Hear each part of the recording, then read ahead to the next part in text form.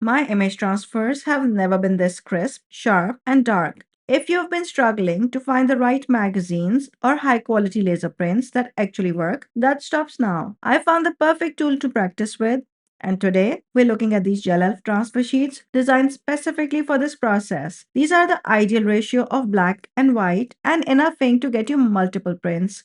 They almost feel embossed. That is how much ink there is. You get 4 of the 5 by 7 prints, 2 on each side of the A4 sheet. You have to cut them apart to use. This is the perfect tool to hone your technique because they work. The trick now is to get all the other factors right. Number one is the amount of paint. Unlike printer paper, where you can use a little more paint, since these sheets are a similar weight to a magazine page, you need a very small amount with this. You don't want too thick a layer, but also not so little that the paint will dry, which is why you see me add just a tiny bit more. The black area on your image will resist picking up the paint while the white areas will. However, when you add too much paint, then one of two things can happen. Either the white area will not pick up everything as the layer of paint is too thick, or you might wait longer, in which case the black area gives up and starts grabbing the paint too. We use a brayer to add some pressure so there are no air bubbles. If you see black splotches, that is the reason. It is a thick paper and you need it to make contact. You can pick up from one corner to check, and if you feel it is not perfect, then just place it down and brayer over it once or twice more. I have done magazine transfers and I have done laser transfers, but this is the best result I have ever gotten. Just look at how stark that black is. Of course, I am terrible at the placement and part of the text has gotten cut off. But no worries, I will show you how to get that right as we go along. There is just a little bit of extra paint in the text area, but we can clean it up. You can use your finger for the larger areas, but best to use a tool for the smaller one. This looks so good that I don't want to pick up as is. So I'm going to use a stencil to add a fun pattern, but only after the black paint has dried. Otherwise, we will destroy our transfer. I added sky blue from the top of the stencil, but I'm not too happy with how that has turned out. The stencil opening was too small and the brayer just did not fill it in properly. I have a solution for the next print. Just wait and see. I'm adding a beigey color for the face and neck so there is a contrast between that and the background. Oops, I managed to overlap with the words, but that's okay. This is the point at which I feel like I need to invest in those thin brayers that GelElf has. They're around half an inch to an inch wide. The paint goes on more smoothly with a brayer versus a brush, so I prefer if I can work with that. I use carmine to fill in where the words are. Let's turn it around to see what we have, and I'm quite surprised to see that the plate handle is not very clear. It is quite hazy and I can hardly see anything. The 8x10 one I showed in the last video was clear as day. I figure out why when I pick it up a second time. It will get clearer. Stick around and see. We are picking up the paint using a combination of Naples yellow red and vermilion.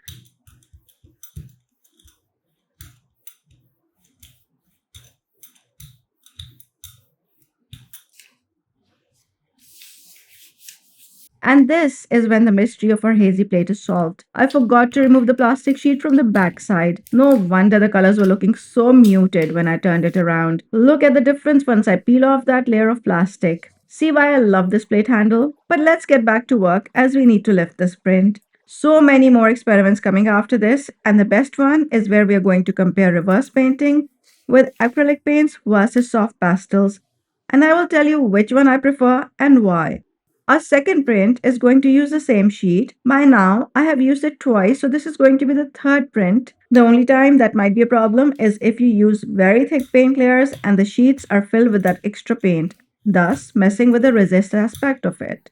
One way of making sure you do not cut any edges is to use a bigger plate. I didn't cover the whole plate with the paint as I really only need it towards the center. I also don't brayer over it directly as that will move the paint over to the backside and ruin the image. I place a paper and then brayer over it to add the needed pressure. Normally with laser print transfer, I count to 5 seconds. With thicker papers, where I am using the brayer, I count the number of times I roll over it, approximately 3 to 4 times. The white paper picks up the extra black paint on the sides, leaving you with the transfer in the middle. Well, almost the middle. Oh no, we do have a black splotch near the nose, worst possible location. This is likely because there was an air bubble at that point, which did not get pressed down. I'm going to keep the sample in front of me and try and remove the extra bit. Well, I guess that is better than what we started out with. Once again, I'm going to follow the same steps and color the face, making sure to not cover the words this time. I am going to speed this up as the steps are similar.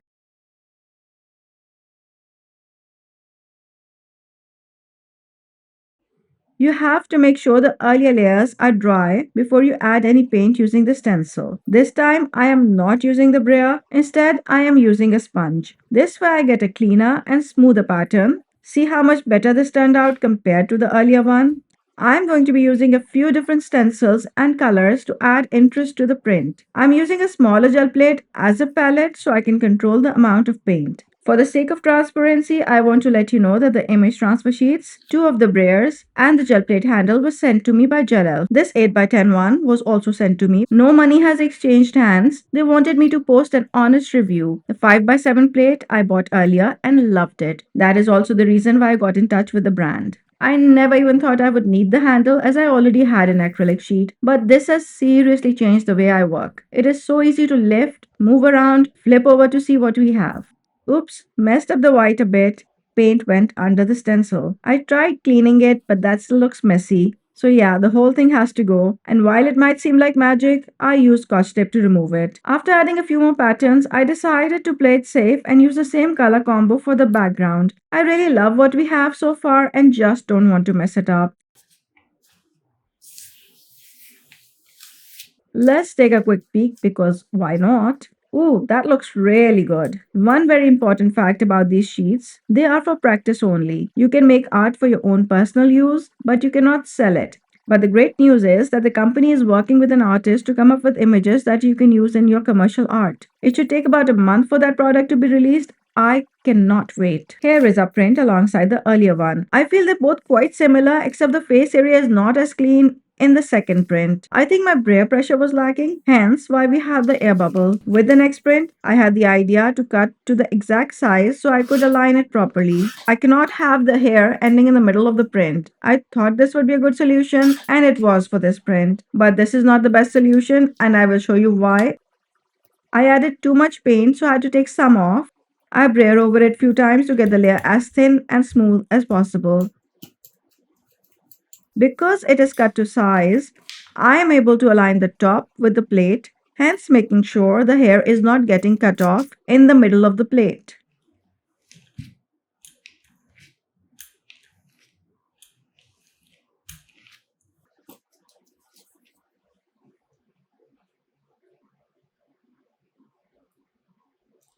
I thought it had not transferred properly, so I brayed over it one more time. Wrong decision. That was one time too many.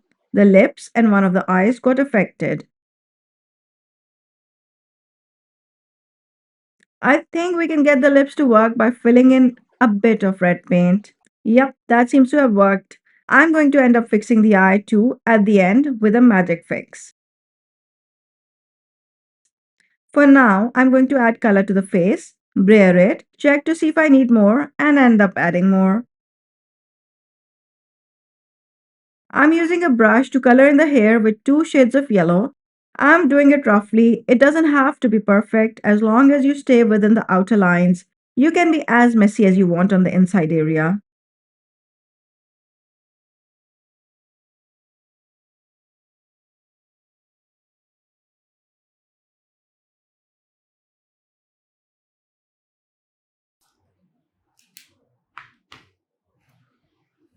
Ooh, that looks nice. For the background, I'm adding two different colors and mixing them up. What I did not realize at the time was that the face was not covered perfectly. What this means is that some of these colors will show on the face.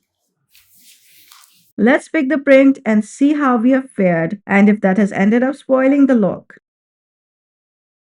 I don't know about you guys, but I'm loving the look. I feel like the mistake actually made the print better. What do you think? Let me know in the comments. Now for the fix. I use a black Posca pen. These are acrylic pens. However, the black is much darker, so I have to put a little and dab it with my finger. Can't go overboard with this. Well, this did the trick, and she looks like she has two eyes now. Here is why cutting the paper wasn't the best idea. Yep, see that white border? The images are not perfectly aligned back to front. I accidentally cut out half the eye on the backside print because of that. But hey, the image transfer turned up pretty cool. We are now going to do a comparison of two different mediums to reverse paint our image transfers. And this is the trick to getting perfect alignment. You bring the plate to the paper versus the other way around. This way you can ensure that the plate covers the exact area with the images. You then turn it around carefully and voila, it is in the right place and ready to work. The rest of the process is the same.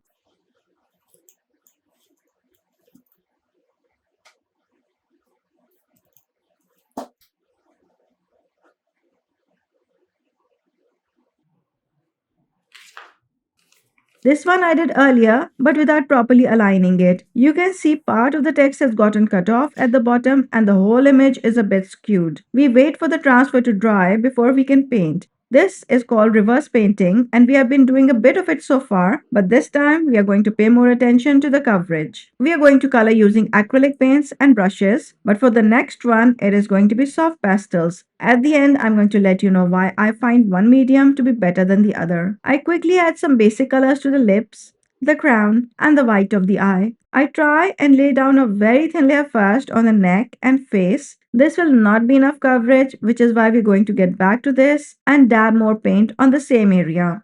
For the first layer, I'm dragging the paintbrush, but for more coverage, I'm using it to dab the paint while making sure to not put so much paint that it will take forever to dry.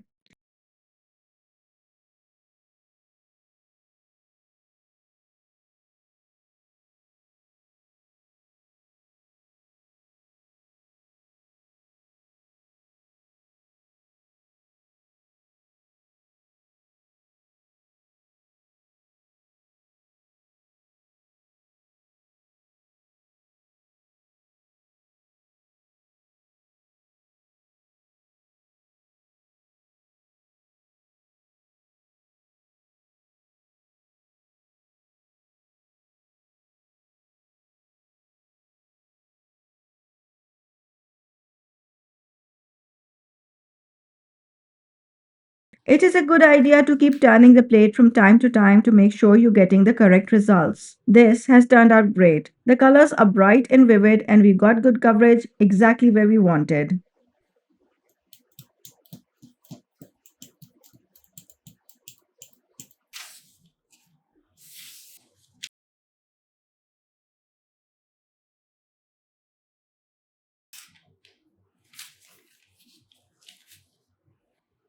I have been dreading working with this image. Just look at how intricate it is for coloring. So many details. It would take an eternity. I mean, just look at our last one. That had pretty big areas to cover, which made it much easier, but it still took time. This can take forever.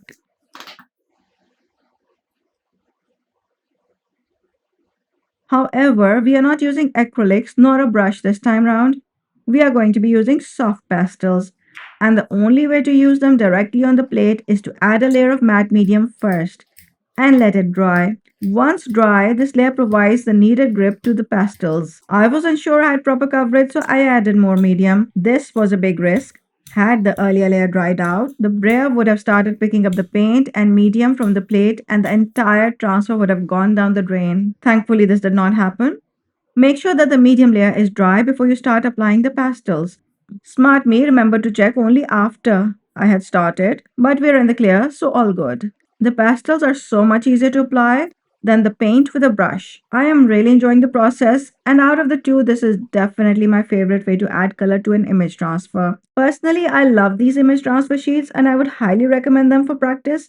And if you want images that can be used for commercial purposes, just wait till the new release.